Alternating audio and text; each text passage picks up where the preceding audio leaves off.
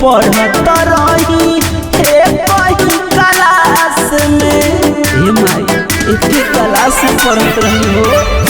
धोखेबाज निकलल माई रे हो करे रही आस में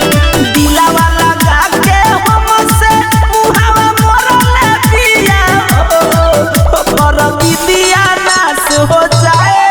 जवन छोड़ले दिया हो कर दिया हो जाए जवन छोड़ले दिया